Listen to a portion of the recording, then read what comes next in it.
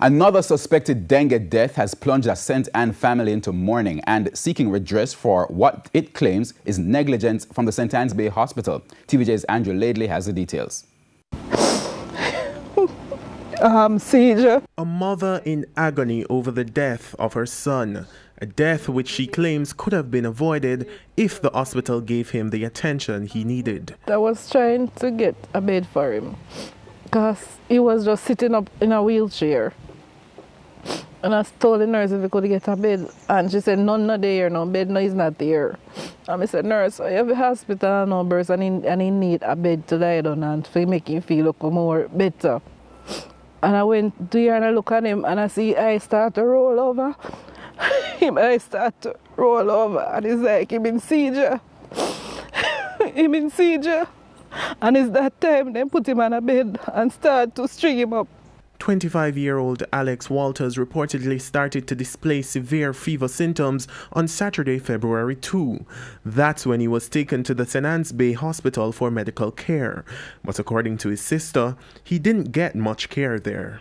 I thought that, you have to check on your patient to see their progression, but it was a case where we had to be constantly telling the nurses that the drip is finished or the drip has to be changed. Mr. Walters died on Thursday afternoon, the very day his mother says he was given a bed at the facility, although he was admitted to the hospital 2 days before. I was sitting up in the chair for about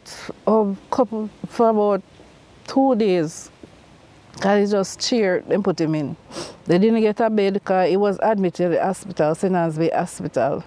He didn't have a bed to slide on in. Acting Senior Medical Officer at St. Anne's Bay Hospital, Dr. Tanya Hamilton-Johnson, is on the defensive.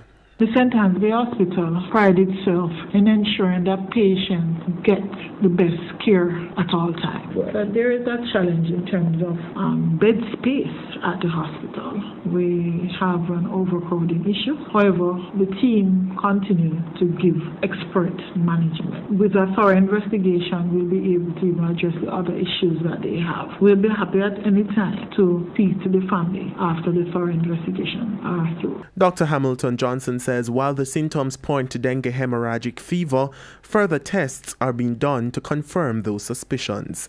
Andrew Laidley, TVJ News.